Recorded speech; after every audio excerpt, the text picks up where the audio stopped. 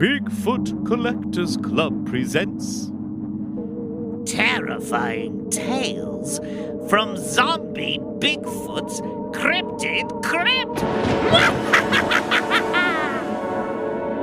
I know a ghost story about you.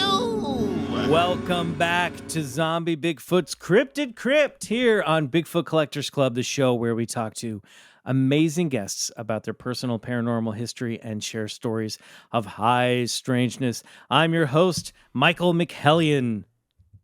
With me always is your other host, Fritz Johnson, and our supernatural pro-gooer, Riley Brains. That's right. All month long, we'll be sharing extra creepy. Yeah, I know. We talked about it last week. Pro-gooer, still on the table. It's still on it. Yeah, Still I working. don't know. Pro-gooer. Yeah, I think it's, that hey, one. you could, I would say, comment or send us some X's, but you know what? This episode will be up by then anyway, so it'll be too late. So look, all month long, we'll be sharing extra creepy stories of high strangeness here on the regular feed and on our Patreon, BCC The Other Side, over at patreon.com/BigfootCollectorsClub. And remember, it's all leading up to our Zombie Bigfoot's Clubhouse live stream on Friday, October 27th at 6 p.m. Pacific time. Tickets will be on sale at popclounge.com. And don't forget, for an additional VIP pass, you can meet and greet with us virtually, individually, Riley or Bryce or me after the show. If it sounds like I'm speeding through all of this, it's because I am, because we have a great guest that I want to get to right away. Boys, deep breaths. We're talking to a witch tonight. A good witch. What? But before we bring in our guests, let's check in with the Club Scouts who have been following the show on their favorite podcast app and dropping us 5-star reviews on Apple Podcasts. Riley, who is our 5-star Club Scout this week? It's from History Major 07, spelled very cleverly. Like chatting with friends. Discovered the podcast a while ago through the Distractable podcast. I've been hooked since my first listen, and Wednesdays don't feel the same without listening. Listening is like sitting with old friends on a weekly basis and just chatting. Keep up the great work, guys. You bring smiles to a lot of faces. Perhaps I'll finally be brave enough to share my experiences with high strangeness. Ooh, There you go. Yes. There you go. We're all just buddies. Right. We're all just Yeah. buddies here. Yeah. You Send your buddies your story. Let's hear it, History Major. Remind me of that 5-star Club Scout's name again, please, Riley. History Major, but it's History Major. HSTRYMJR. Okay, well, 07. listen, History Major, you write into us at BigfootCollectorsClub@gmail.com. Yep. With your story. We want to hear it. Yeah, we'll read it on a Don't be future shy. Files. Okay, let's jump right in. Our guest this week is a psychic medium and good witch. You may know her from Ghost Adventures or her book, Old Magic for the Modern World. I hear my friend Willow barking in the background. Or as host of the podcast, The Witching Hour with Patti Negri, please welcome to the clubhouse, Patti Negri. Woo! And Willow, it sounds like. Yes, she's right on cue. She's like, "Oh, don't bark now." Yeah, it's hopeless. So thank you guys so much for having me on. I'm excited. This is fun. Thanks for being here. So excited to have you here. For those of you listening at home, Patti and I are neighbors, and Willow is very close friends with my dog Zozo. Aw. They especially get along, but knows Violet well as well. So this has been a long time coming. I've known Patti for a while as the witch who lives up the hill from me, and she's a great neighbor, a lovely presence. I would say the belle of the vampire ball wherever she goes. Patti, welcome to the show. I was excited to learn that you were born on October 13th, which not only makes you a fellow Libra, but that also means that your birthday falls on Friday the 13th this year. No. Yes, it does. That's and cool. everyone's welcome. We're having a big party at a club in Hollywood yet to be determined. Ooh. It's one of our vampire salons called Babylon. You don't have to be a vampire to come, but you have to like them. Fair enough. Good vampires. So I yeah, want to come as a vampire. Yeah. You should come as a vampire. I could put my fangs on right now, but this is audio, so I've You got could two come as Bryce Johnson, leave as a vampire. There you Great. go. Yeah, good. I have to a transformation. transformation. So, Patti, break it down for us. You're a witch, you're a psychic medium, part-time vampire. Like, you have many titles and many, many talents. So what it is? What is it that you do? Okay, well, I have been able to see through what we call the veil since I was a little kid. And I'm sorry about her. No.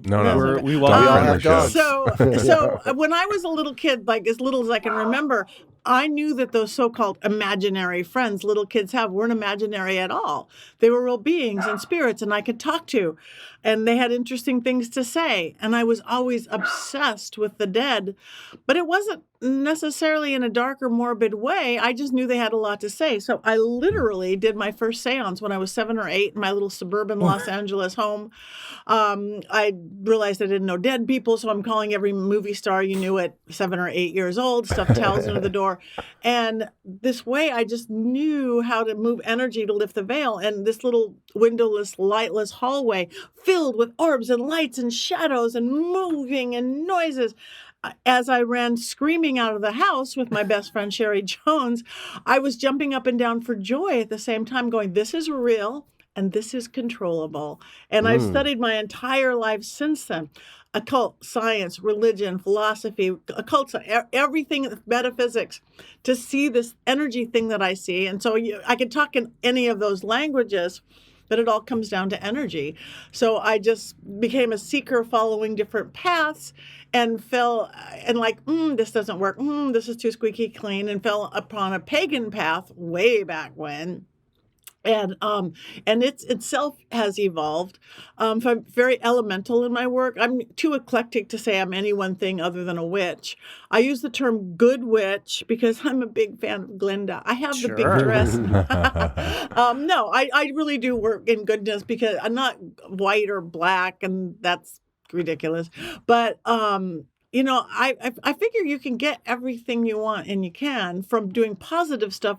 Why do you want to do negative stuff? Because not, again, heaven or hell. It's just you live in the world you create. Vibes. Yeah. Yeah, you live in the world you create. I know people who will go dark with their magic, and then all of a sudden they're a lot more paranoid. They're all looking behind their shoulder. They're angry. They get edgy. And I'm like, so not that. So that's where I use the word good. That, and I put on my Glenda dress. I'm working on trying to show up in a big bubble. Yeah, I was going to say, you got to get that bubble. That really sells the effect. Well, they make those big, like, kind of exercise bubble things, but it's getting them off the ground. I haven't figured out. Patty, I gotta ask you. One thing that you said is that it's this sort of this phenomena is repeatable and often provable, and if it's put to the test properly, you can actually sort of engage in these experiences. Can you talk more about that a little bit? Yeah. Again, because I see energy, and I look at it as this world and that world. The other side of our little three-dimensional gravity holds us down. Well, nothing's solid. We know that. Seventh grade science. It's all moving atoms. But on the other side is where all that other stuff lives. Ghosts, Bigfoot, cryptids, alien, whatever, not in our little dimension. And I think I've studied so much and just kind of knew it naturally. Even on the witchy side of things, I would be in that same suburban backyard picking rosemary and picking mint and stuffing it in my mom's wallet, knowing it would give her more money. And she didn't quite know that. She's like, what are you doing? They're putting dirt in my purse. No, this is money. Years later, I'm studying herbs and apothecary, and I was completely right, just in the blood. I think it's in us, and it's just, I think all of us, we have this intuition, we have this sight. I think we all could see through the other side. But in our modern, Western, non-mystical, non-magical, left brain logic rules everything world, it's taught out of us. That's why even like what you guys do shows that you guys do that. Go, wait, there's another possibility here of everything that exists. Let's go back to the beginning, to when you were 7 or 8 years old. Let's dive into your personal paranormal history here.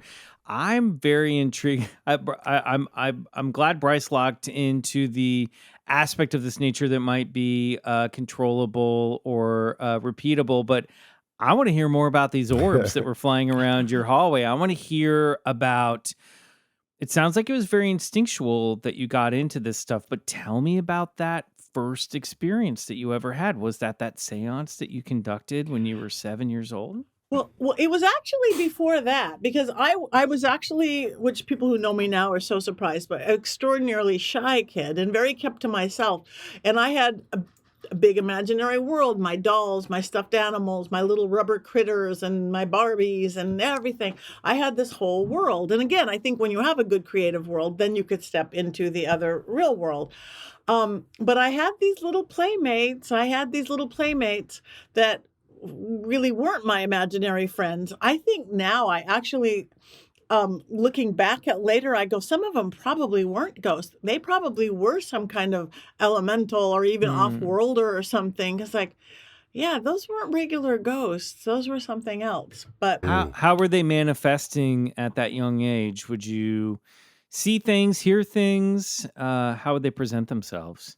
I would see things, I would hear things, and almost like that. Even now, when you like you've had a dream, and is it a dream or is it not a dream? When you kind of live in that slightly altered, Oh yeah, wow. imaginative state, it's like, oh, they just are there. Some of my little girlfriend and my playmates didn't quite get it. It's like, we're going to go play with this and we're going to go play with that. They just manifested. And, once in my teenage years, I decided I want to be normal. I want to turn it off. I would astral travel all the time. I went around wearing hats like in the 80s because I didn't know how to keep in my body and stuff. Wow. Put a hat on. That's like Put a hat putting on, the that'll convertible lid on top so you don't go flying out of the car. It totally works. Amazing. And at the same time, I kind of came up with an on-off switch for myself. Because I don't want to go to the grocery store and be Long Island medium and see your mother wants to talk to you. I don't know, not my business, not me. So so off switch, I could just be as mundane as everybody else, not seeing, not taking on somebody else's angst or headache, and then it makes the on switch that much stronger. Jeez. I mean, it's like woo! It's like in the witchcraft, you have your broom on this side is this world, and on the other side is that world. So it makes it that much stronger. So all my years of learning to manipulate energy, I work with sound, I work with intent, I work with just energy itself. You can truly lift the veil. So therefore, you get into the paranormal world, and people who know that do that, paranormal investigators want me to come along because they're going to for sure get lots of information. They're going to have it. No ghosts, let's call them in. Right. Well, and I love the way you're describing it, and Riley, you probably do too, is it's almost like as if it's this radio dial and you can sort of just tune in, and when you want to tune back out, very similar to what John Keel called his super spectrum theory. It's sort of like what you're talking about, that these creatures, entities, whatever you have it, or exist all around us, only, they're just outside of our visible and audio spectrum. We can't see them. Sometimes people who are like tuned in a little bit better, like Patti, you must be, and to be able to tune that off is probably a great advantage as well. But if we could only learn how to adjust our own dials, you know what I mean? It sounds very much like that. Can you talk a little bit more about the on-off switch? Like, what is? I think Riley and I were coming from the same place here, right? I'm seeing Riley nod his head. That's the question.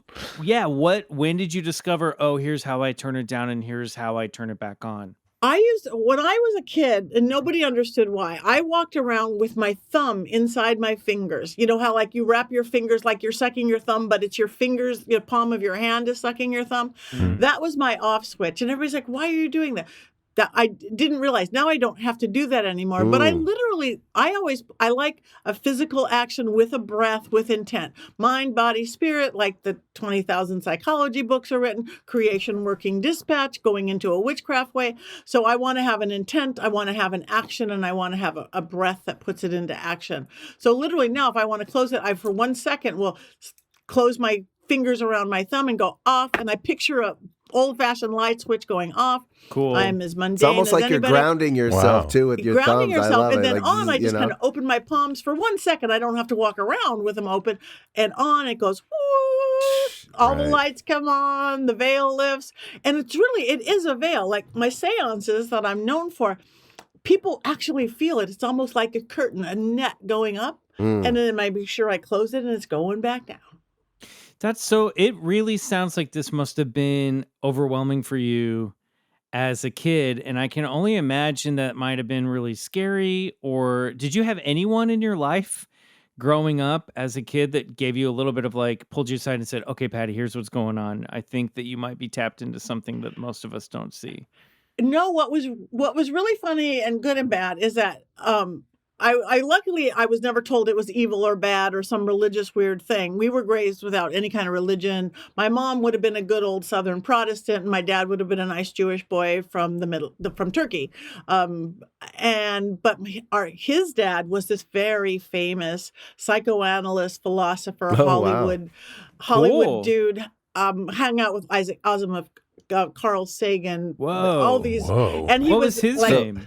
Patti Negri. I have statues of him. I collect his books. He wrote about sex and God. He hated every religion or spirituality. He thought it was a weakness, but though he knew more about it than anybody, he was very Freudian, very academic. And so religion was a dirty word in our house, pretty much.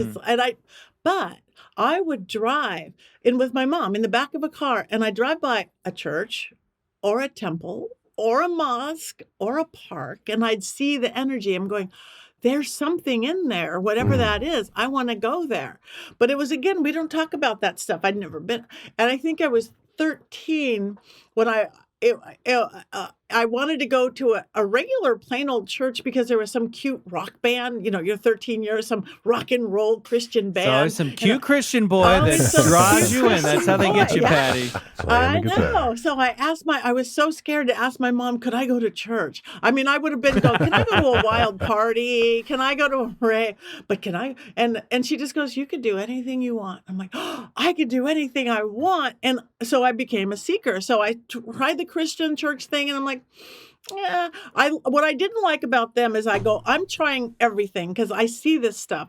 And I said, tomorrow I'm going to go talk to the Buddhists. And this particular Christian I talked to, and they're not all like that by any means. He goes, oh no, don't talk to a Buddhist about Christianity. That's a sin. Talk to us about Buddhism. I like, okay. No, that doesn't work for me. I'm going to talk to a Buddhist about Buddhism and a Jew about Judaism and a pagan about paganism. So that's when I found, again, since I was always in there hanging in trees anyway, when I found a pagan path, Wiccan in the early days of those 80s when all the new age stuff, I just like, oh, this is me. And then it just kept going further and further out into every realm.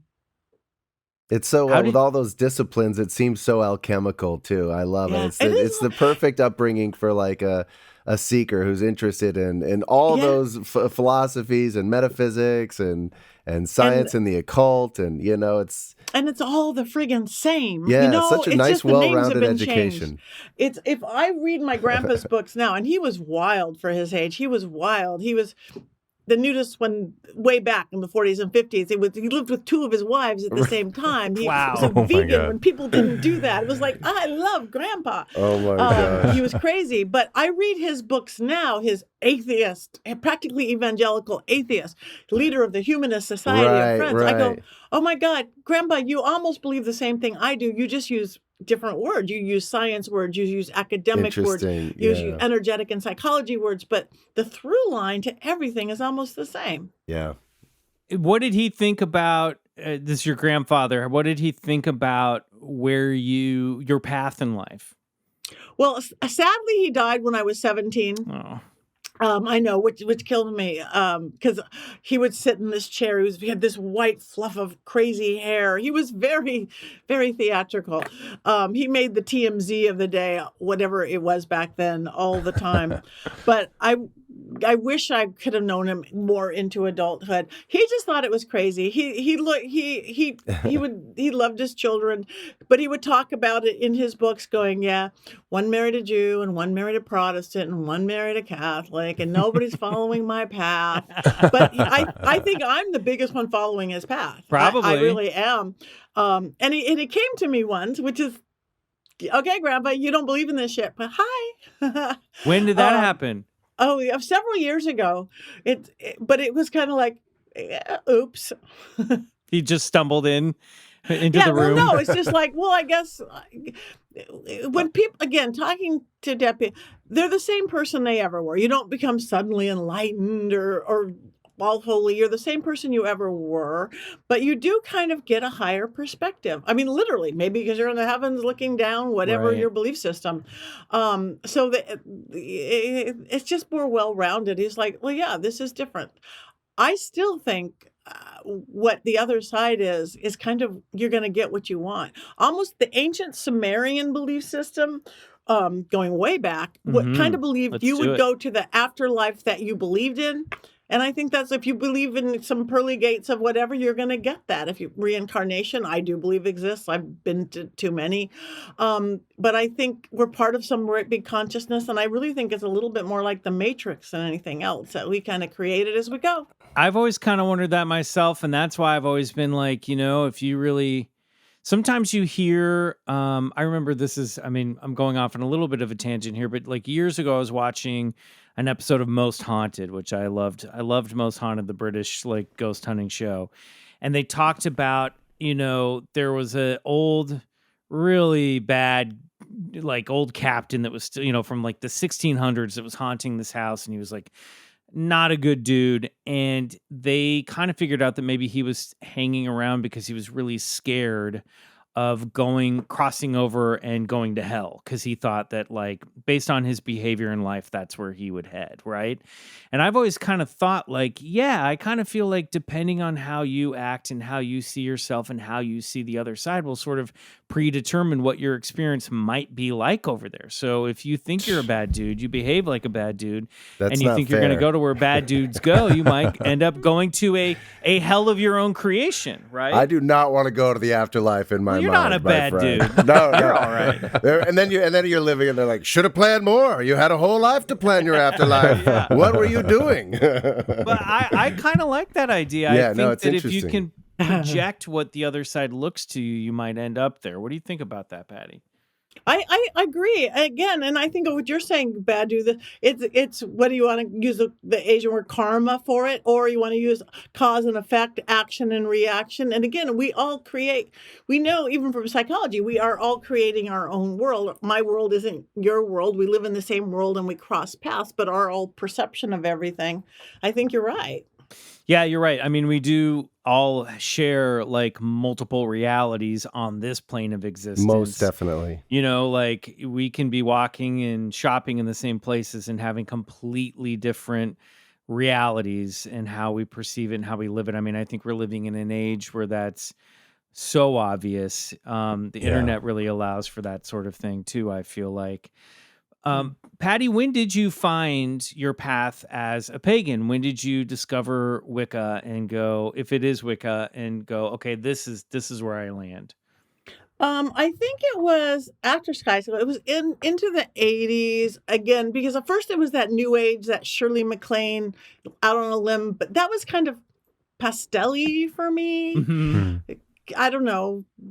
Was Out on a Limb know. a book or that she wrote? Out on a Limb was a book, Shirley MacLaine. Yeah. I love her. I mean, she was just brought spirituality to the masses, this new age kind of thing. But it was still a little squeaky, and I was more earthy, not light, not dark, not good. I was just more earthy. So I did find a Wiccan path for it. I can't even call myself a Wiccan anymore.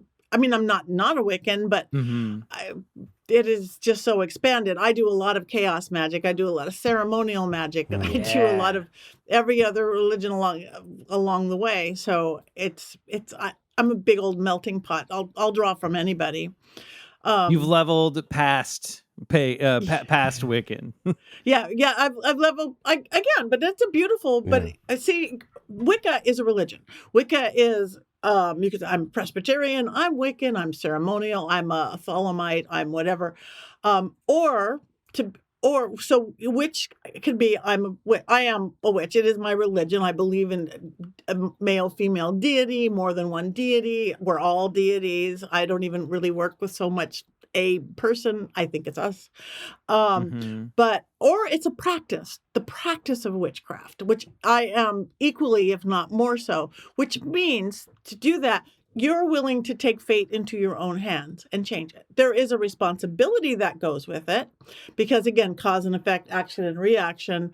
But I'm not going to just, wind blows you this way, water rolls downhill. So many people in life well, now we go here. Now the wave is taking us here. Now it's like, no, I want to climb up that mountain. I want to climb up that mountain. I'm not going to follow everybody here. So that's whether you call it spell working, New Age, or call it manifestation and all that is I believe that we are amazing beings that we could do. I'm supposed to be long dead years ago, you guys. Health issues, blah, blah, blah. Whoa. And I said, no, I'm not going to buy. I mean, crazy. Did you have a near-death experience? I did not have a near-death experience. I was this perfect little suburban girl who, they gave this drug in the 60s to pregnant women under the false belief it cured, it prevented miscarriages. They knew it didn't work from the 55 before my mom ever took it, but it was the first big pharma. It was the first, like you see the commercials running on the beach. I want that drug. I don't even know what it's for. It was the first big one of those. Wow. And they knew it didn't work, but they didn't know when we hit puberty, we didn't hit puberty right. We didn't. Girls were dropping like flies of cancers only seen in 80-year-old women. Whoa. I didn't drop like a fly of cancer, but I basically went into menopause. I was 50 on the outside. My first surgery, I was 9 on the inside. And they're like, oh, she's messed up. My first surgeries, I became a victim from age 15 to 30. I was, this magical girl. And, she has every disease. Does she have fibromyalgia, lupus, everything wrong. Everything wrong from this first synthetic hormone ever given. And they gave it to women. So we were messed up, and then it was affecting boys. So by the time I was 30, again, I'm a magical girl and living a magical life, but I was a victim to this medical thing. So when I was 30, a doctor said, Patti, you've messed up on your hormones so much that if you make it to 50, you probably won't. But if you do, you've got a tumor in your head. You've got a huge tumor in your pituitary. It's pushing on you're causing blindness on your, you have 5 fractures in your back because you have osteoporosis because you went menopausal at 15. You never had a period. And you have all this pre-carcinogenic. So if you make 50, you'll be in a wheelchair. So he's saying all this stuff could happen to you down the line. She's saying all this will probably. Sorry, my apologies. No, that's the probability, the diagnosis, the prognosis is had been sick for 15 years. And I was kind of went, no. I'm done with this. I believe in magic. I am a witch. I'm not going to be sick anymore. I haven't been sick in decades, you guys. Every symptom I ever had went away. The weird rashes, you have to carry Medrol dose pack, this and arthritis, anything, gone. So at 50, instead of being dead or in a wheelchair as promised, I'm like, well, we live in Hollywood, right? I'm like, well, I'm going to show myself and the world that we can do anything we want, because I work with people one-on-one, and all I see is that we give away our power all the time. Humans give away their power to other people. We give away our power to fear all the time, limiting belief systems. So I'm like, screw this. I'm not dead. I haven't been healthy. I've been sick in 20 years. I'm going to do the world's hardest obstacle course. I'm going to get on the TV show Wipeout because I'm supposed to be dead or in a wheelchair. So oh my God, I did not expect this is where we were going. And I hope you did you literally get on the show Wipeout?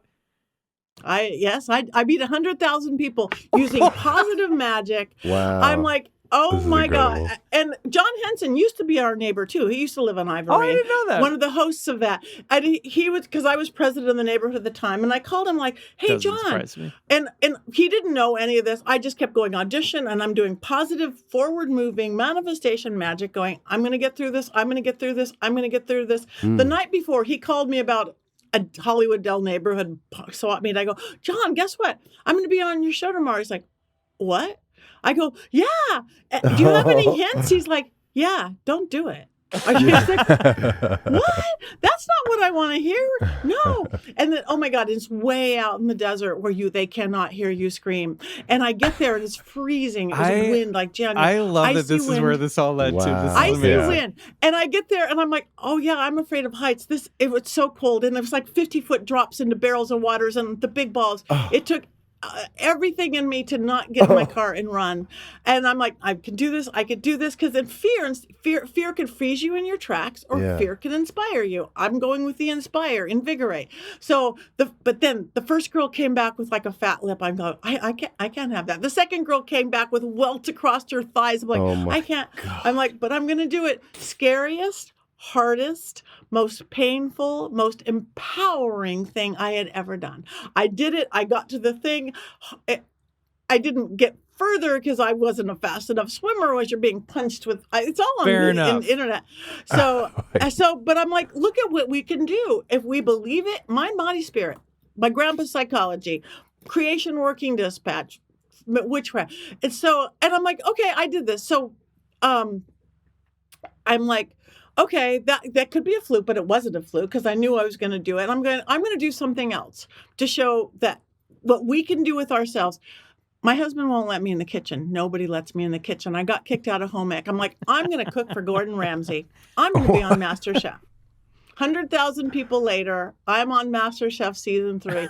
As scary as Wipeout. I'm like, what the hell am I doing? I'm in the MasterChef kitchen. I've totally played the witch card on that one. I'm like, I made Aristos, son of Apollo, love pasta. And Gordon Ramsay is afraid of ghosts, you guys. He's afraid of ghosts. He was sweat dripping down. Wow. Did not last long, but I got on it. Again, way over 100,000. Months of auditions going, they're going to figure out I do not know what saute means. My first... You are a powerful manifester. Patty, that is I gotta know, incredible. what are you doing? This is amazing. What are you doing during to manifest these just goals that I love? Or like, you know what? I'm gonna go do this. What are you doing? Chaos ritual? Are you doing like imagination work? Yeah, like visualization. What are you doing? All of the world. It's all about focus. It's all about laser beam focus. You could do it.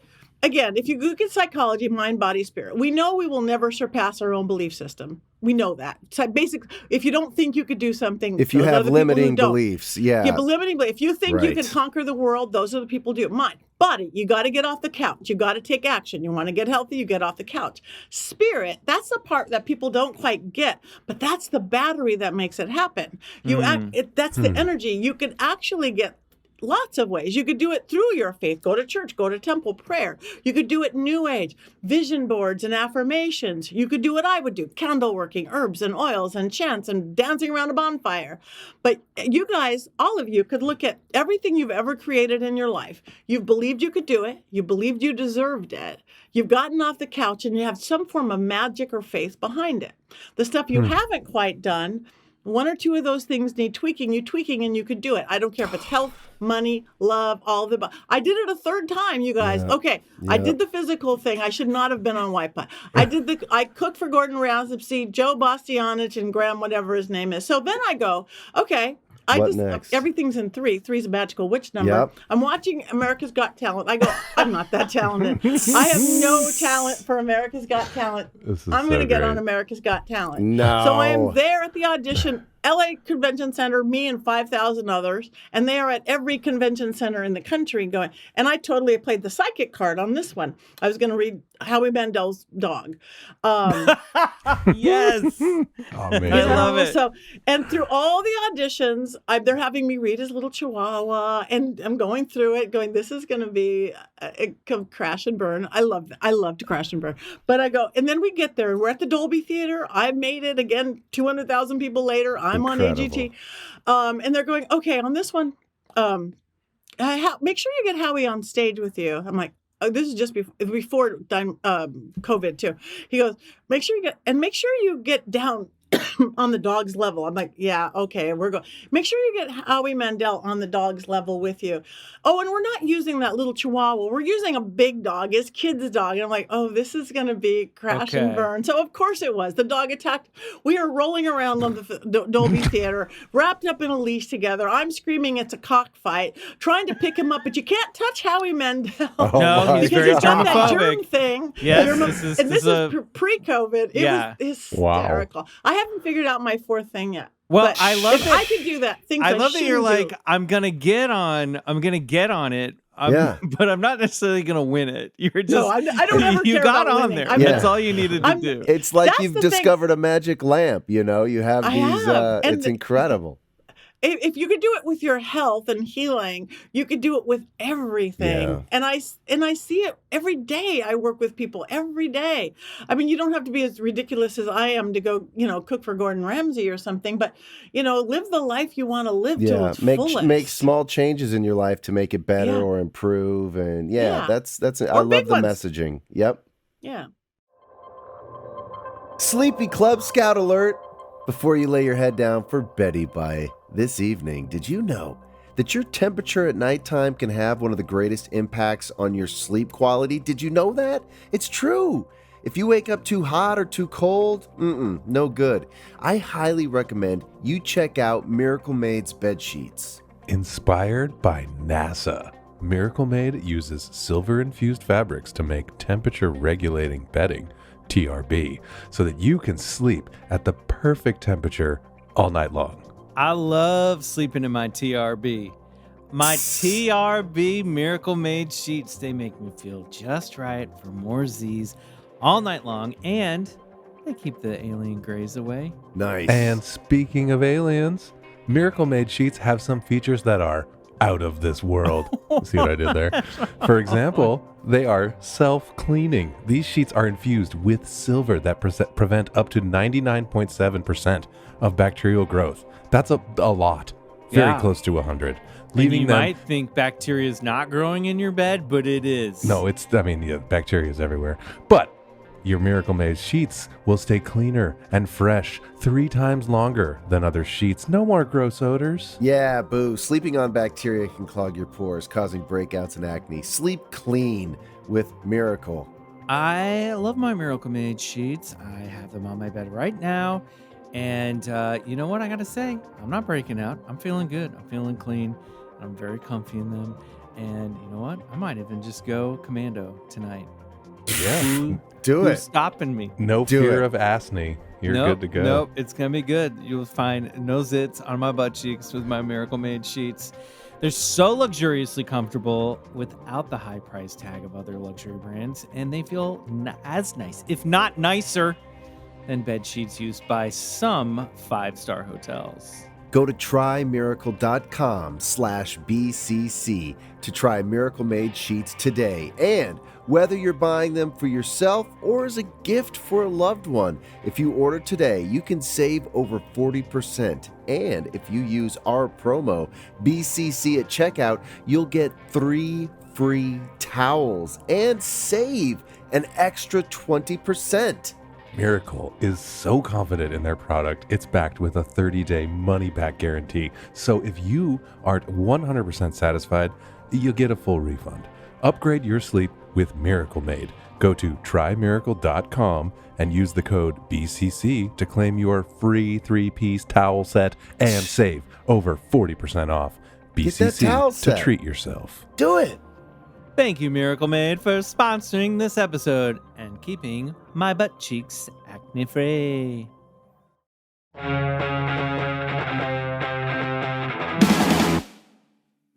Well, Patti, I love all this stuff. This is great, and I'm glad that we got a good dose of positive inspiration at the top of this episode, because now I want to talk about maybe some of the spookier aspects. Obviously, it's October. We're getting, into zombie Bigfoot's Crypt here.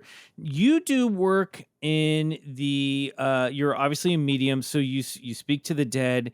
I've seen you do a lot of I know our friend Linda the Ghost Hunter, so you've been on ghost hunts and you've been to haunted places, so you're into that stuff as well.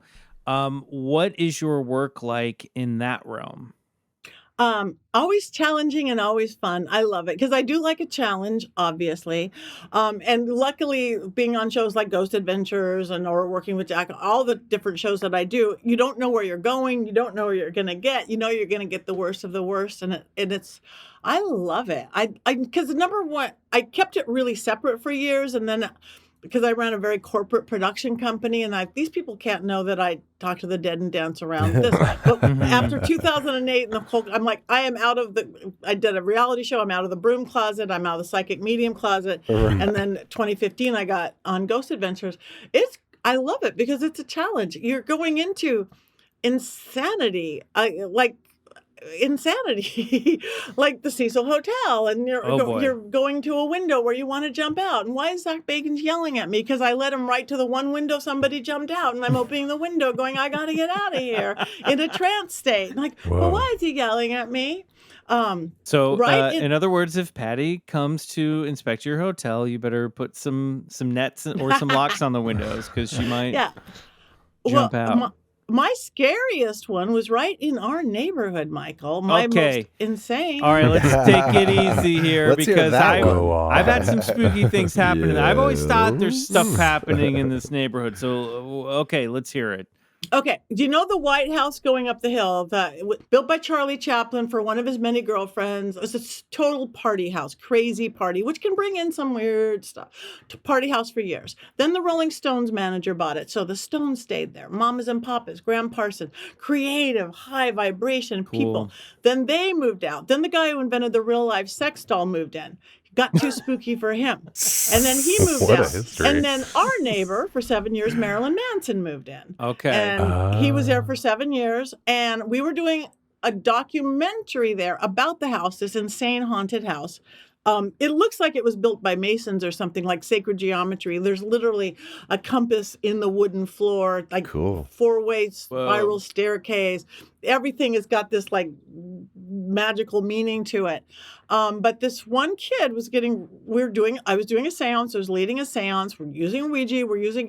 But I always say the one thing you have to be, you can't be disrespectful. That's when trouble happens. But this one kid, maybe because we had 4 cameras and he was on TV, he was young. When you're really young, past puberty, before you're too far into 20, you have so much life force.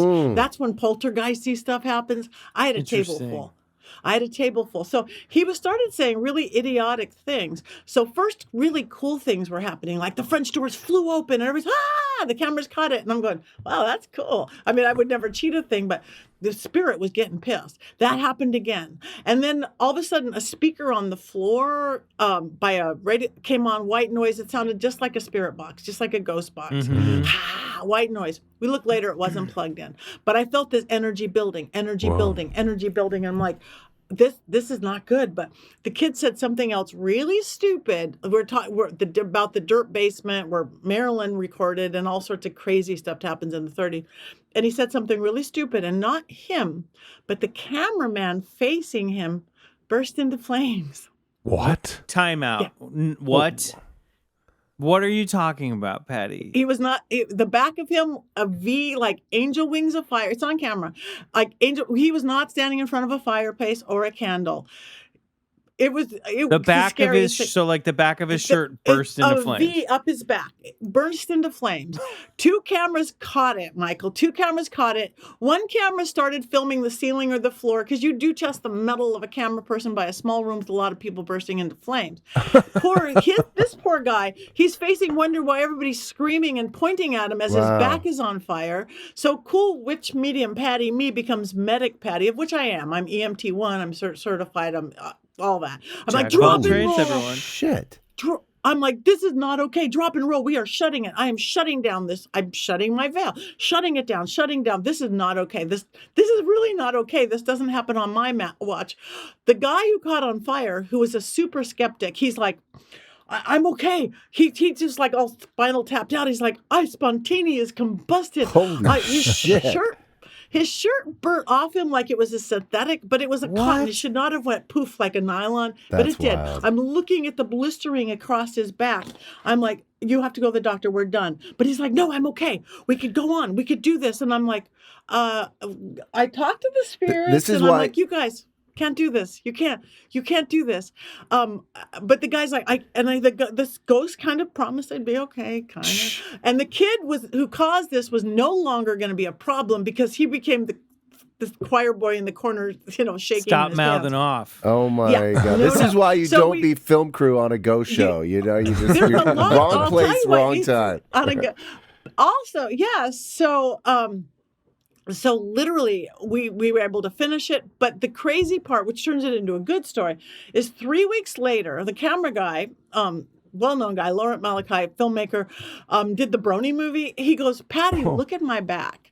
And where I'd seen the blistering across the small of his back, it had totally looked like he had got a tattoo of a dragon. What? Whoa. Open mouth, sharp teeth, winged head, into the shape of a Patty, serpent. What? This is the wildest story we've ever heard on Truly. this I- podcast. we've heard some and it's wild true, fucking 100% stories. true. And I'm like, oh my God, you have a tramp stamp of a dragon on your back. Wait, when you say it looks like a tattoo, did it look like ink was there, or just you No, can it see looked the like faint scarring image? in Yeah, the yeah, yeah. exact Scarring. shape of a dragon. Wow. A scarring and that, you guys, is the exact energy I called in to shut down the seance. I work dragon magic. It's Whoa. crossroads magic. Jeez. Because that's, and I'm like, I'm looking at, and he was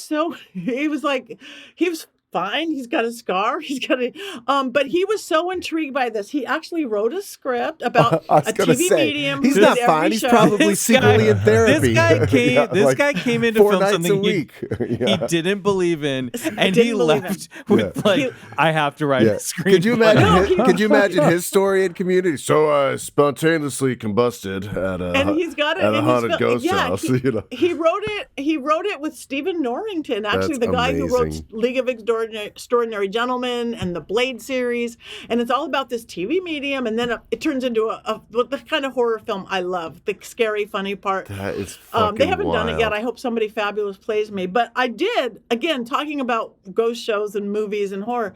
I sat down with him for 5 hours and I go, Laurent, you cannot say that on camera. You cannot have an actor say that. He goes, but you said that. I go, I know I said that. That opens. That's an energy mover. You don't Wow. want to be one of those cursed horror films, gotta do you? tweak it a It little happens bit. all the time. Right. All those films where the actors all die at 27. It's like, no. So we changed the words that they sound as spooky or as mystical, but they won't open a portal to hell. And this Pat, all okay. happened on a house near Michael Street. Yeah. Oh, 5 that's minutes so from us. great. Oh That's my- so great. Yeah, great. Yeah, Yes, you wouldn't be saying the same yes. thing if this was around your neighborhood. Wait, such a good story. Did this footage air? Like, There's some of this footage I found. He's got it because he was doing a fun thing. There's clips of it. There's little things have been done on it, but it's never been put into the film or for It never whatever got reason, produced they- into a full show. It did yeah. not get produced into the thing because of the stuff that happened. And the guy who owned the house at the time kicked everybody out. Wow. Yeah. whoa. I mean, you did start a fire in his house. Yeah, so- yeah. Yeah, A you didn't ghost want me to fire. come back. Okay, you said a couple things. I just want to, because this story So is many wild and I things. love it. I have a few things here. Okay, first of all, what type of entity were you dealing with? And then I have 2 follow-up questions. Okay. It was a cranky ass ghost. It was not a demon. I sincerely think that demons get way too much credit. I think that 90% of what especially television says is That could be the demons title of this episode. Demons get way too much credit. It's just Overrated. a Cranky cranky ghost bro. is good, too. Cranky in life, cranky in death. Big in life, big in death. If you are Bob the quiet banker in your cubicle, you're going to be Bob the quiet ghost. These were big old Hollywood ghosts hanging out and theatrical, and he just didn't like these smart ass kids and showed them. Put it. put You a young stogie punks. out on that. Yeah. Okay. I have a go question ahead, about Riley, ghosts. I'm curious about your perspective. Like, is it a 1-to-1 of like person who lived and then the ghost form is their form of that? Is it more of a time echo thing? Is it a fractaling sort of splinter off of a personality? Like, how do you see it? What's your perspective? Yeah, I see I do not believe there is time and space on the other side, which is hard for our little human mind. So you could be not born yet, dead already, hanging out in whatever your version of This heaven. is why and everyone watching was the kids grow confused up. by the finale of Lost, okay? And we can talk about that at a different time. So I don't think it exists. I don't think, and I have a story to that. It's probably more than you want to hear, but I know who I was in a past life. I've picked out the house, not knowing the address. I've known every inch of it. I saw where I am at Hollywood Forever. I knew this person. And then she came to a seance. It's like, whoa, there goes my whole philosophy of life. I think you get essences of. I'm not, somebody thinks they're Cleopatra or George Washington. You've maybe got some essences of some karmic lines. I don't think it's you're Michael this life and then you're the full reincarnation of Michael in the next life. Or if there is no okay. time space on the other side, then you could theoretically make contact with your own spirit on the other side because they don't play by linear time rules. So that actually to me makes perfect sense. Okay, you mentioned two other things: dragon magic, which is a new term on the show, and you talked about the crossroads. What are those things? Okay, crossroads. Okay, think about crossroad in energy. Whether you believe dragons are real, fairies are, Bigfoot is real, it's an energy form. Energy is real. Crossroads magic is where you can cause shift and change. That's why hoodoo, voodoo, craft, you take it to the crossroads. But think if you're driving down the street, you're driving down the street, you go one way or you go the other way, two ways. That's your only option if you're on the street. As soon as you go to an intersection, you have options. Now there's 4 ways you can go or a 3-way. So that the energy of that is crossroads. Dragons are crossroads energy. I do believe they're fire-breathing beasts, been around forever. But if you look at even mythos or religion, okay, angels are one thing. Angels are in the heavens. They could do 2 things, enlighten and protect, because they're holy. They're dextral. They don't have a sinstral side. They can only do whatever's right. Sinstral, the word sin comes from sinstral, but it means shift, not what Judeo-Christian means of evil. It means shift. But angels aren't going to get you that job or have the Dodgers win. I didn't break the Dragons broke the Dodgers curse. The LA Dodgers called me in. I'm there with Fred Rogan and Rodney Peete and Victor Brick on talk radio chanting to a dragon and then won. Anyway, besides the fact. So anyway, dragons. Yes. No. Dragon. I love all of this, please. I keep people to dragons can fly between heaven and earth, right? Philosophically, mythologically. So they live at those crossroads. I get people to charge the cheapest plastic dragons you can get, little rubber dragons, and we breathe life into them and you feed them every day. They don't eat, but they drink, and they drink a lot. You fit a little lid of water under them. Since I've been teaching people how to create it's a fetish, not like a tickle your foot fetish, but like a living spirit. It's a dragon fetish. Golem and egregore. It's a real living being out of an inanimate spirit. We do it all the time. Kind of like a tulpa. Yeah, tulpa. It's exactly what it is. So I've seen it stop abusive relationships. LA Dodgers curse, the Sports Illustrated curse. They won. They charged the Blue Dragon. We made ESPN national. They're like, and here's what the crazy people in Los Angeles are doing. Dragon. I just want to see you like fly over Dodger Stadium on a blue dragon and then just toast. I'm so working on the Astros. But or again, something. so a dragon, and actually, like if you travel, bring your dragon or leave it home. It doesn't have to eat. One girl has a girls' weekend in Vegas. Leave the family home. And all of a sudden she grabbed her 2 girlfriends. She said, my dragon said leave now. And they're like, are you crazy with what we paid for these tickets and whoever's on stage? And what do you mean you have a dragon? She drug them out. Seconds later, that massacre at Mandalay Bay started right where they stood. No. Right. That guy who like fishbowl the automatic weapon. And she said, my dragon had a literal voice. It said, leave now. So your dragon, when you create this entity, this fetish, this golem, this whatever, this tulpa, they're powerful as you give them. So everybody needs a dragon. So are we saying that certain types of energies dwell at what you would call the crossroads? Dragons are one of them. Like a Bigfoot could be one of those. Is that what you're saying? Or is the dragon, is dragon something different from something you might meet at the quote unquote crossroads? No, dragons can work the crossroads. They don't have to stay there because they can fly here and they can fly there and they're really good worker bees. They're not mutually exclusive. They're not mutual excuses, but anything you work crossroads energy, and believe me, Willetta Ivorine is a 3-way crossroads that I've used so much. I'm going to go put these bird seeds down here and see where we're going. It's energy. It's energy, whether you believe the mythical stuff of it or the magic. It's the energy that's created. Wow, that's so. I want to get a dragon. You got to teach me how to get a dragon. I've got dragons for you. I will give you a dragon for all of you. Great. Okay. I honestly can't tell you. Dragon? I can't tell you because my whole life is a non-disclosure agreement. How many like Academy Award winner people Patty, and we're coming over. politicians have my plastic dragon going, okay, dragon, in their little tip Bryce's away. This is what I need just today. lit up like 2 gold coins when you said that. Bryce, I saw it in your face. You got it, Michael. A dragon, you say? Dragon. Well, sadly, we are running out of time. This has believe been it. It's maybe the flying by. fastest episode. Patty, I think people will be upset if we don't do this. Can we play a very quick game that we play with all of our Yes. guests? I love games. This is just for shits and giggles. I'm going to go down a list of phenomena. If you're open to it, you're going to say believe it. If you're not open to it, you're going to say bullshit. This is sort of like you got to come down on one side of the fence. Obviously, if there's something you fall a little in between, we can come back and revisit those. Okay. This is a game that we call bullshit. Or believe it. Now, do you mind swearing for this one? You can say BS if you don't want to swear. That's okay too. I can swear. Okay, great.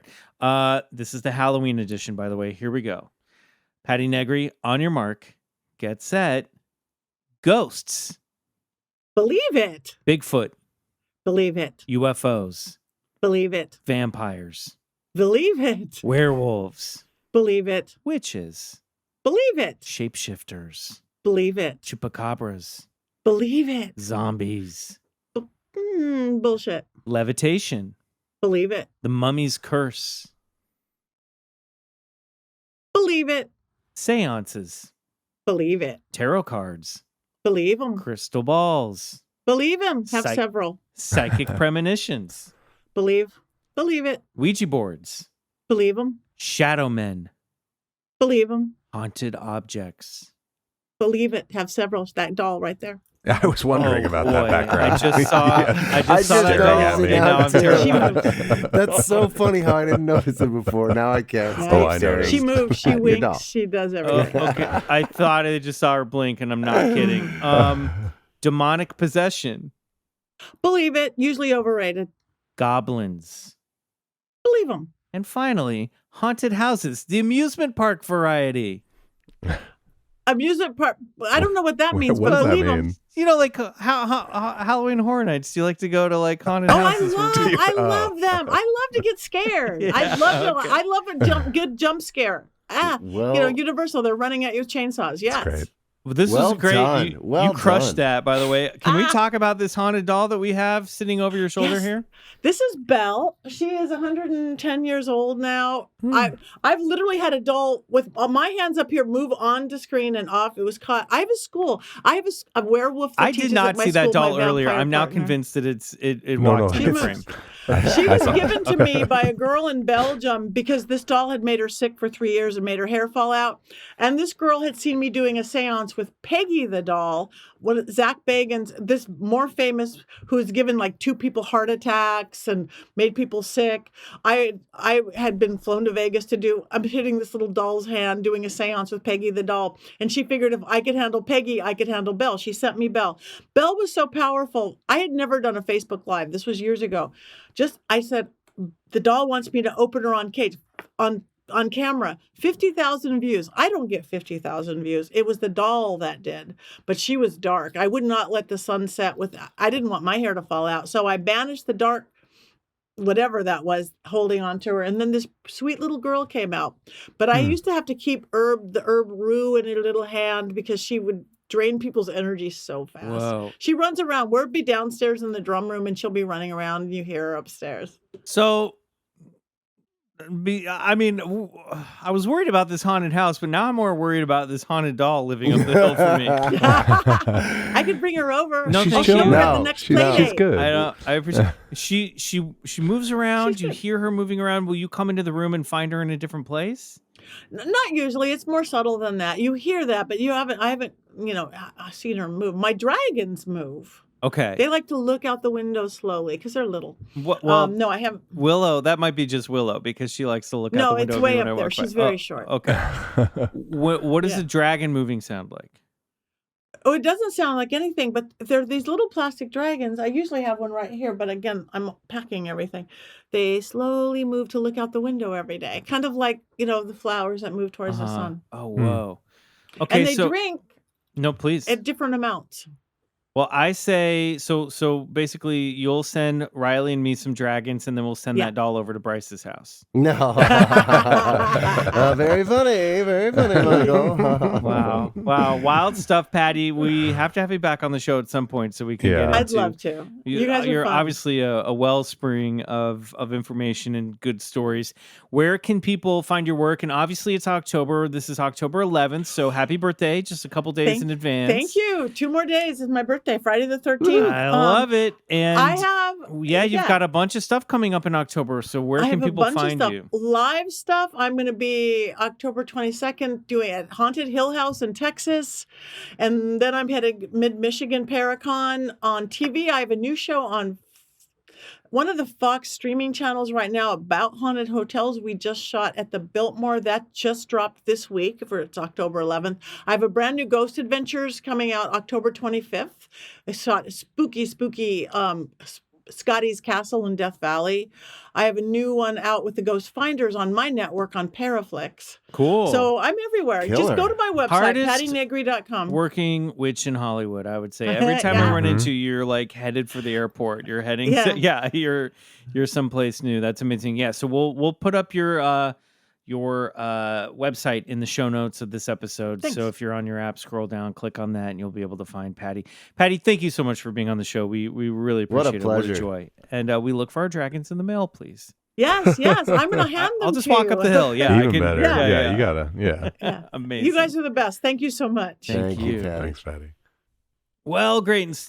In addition to alien grays, I've got haunted dolls walking around my neighborhood. I'm not happy about this. I better get a dragon to stand guard. I don't know. I was not expecting that. That was No. Yes. How do you prepare for that? So many unexpected turns in that conversation. Jeez. Riley, I think this you might need to second guess your side gig as a DP because Seriously.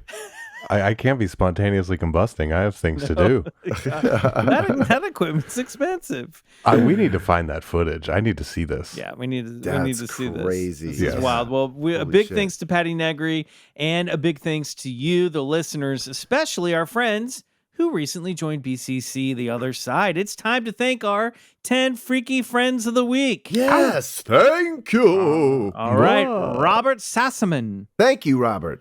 Dustin Halbert, Thank you. Ty999. Thanks, See Ty999. what you're doing there, hiding 666. Carla Monterey, Thanks, Carla. Ian Stouffer, Thanks, Ian.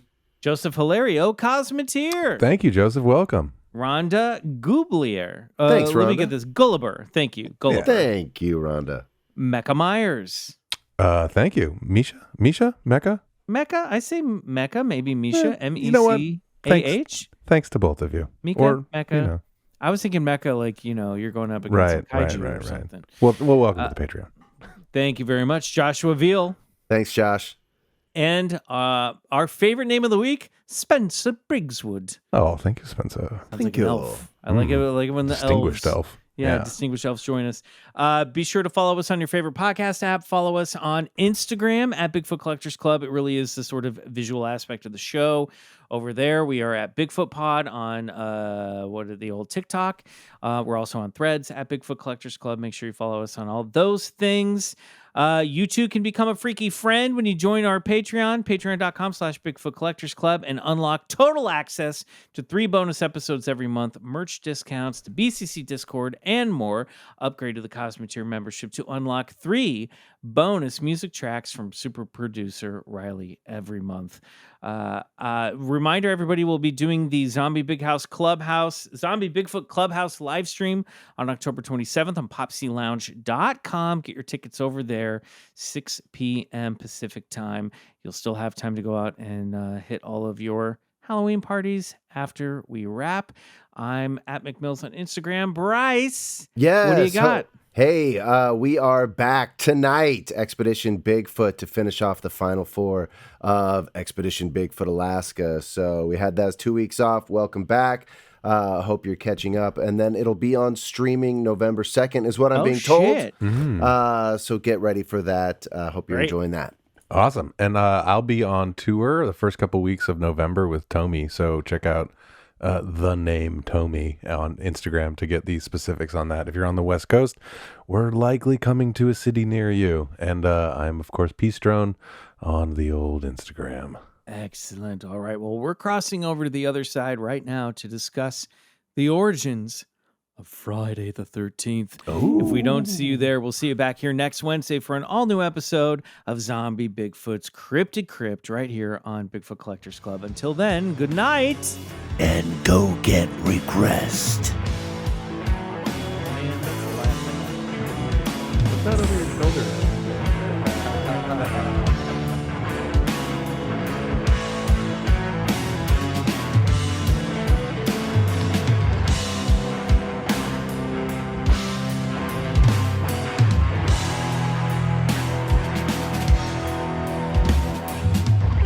Bigfoot Collectors Club is executive produced by Michael McMillan, Riley Bray, and Bryce Johnson. Our show is engineered, produced, and scored by Riley Bray. Our theme song, Come Alone, is by Suneaters. Follow them on Spotify. Want more BCC? For exclusive full-length episodes every month and total access to the other side, check out patreon.com/Bigfoot Collectors Club.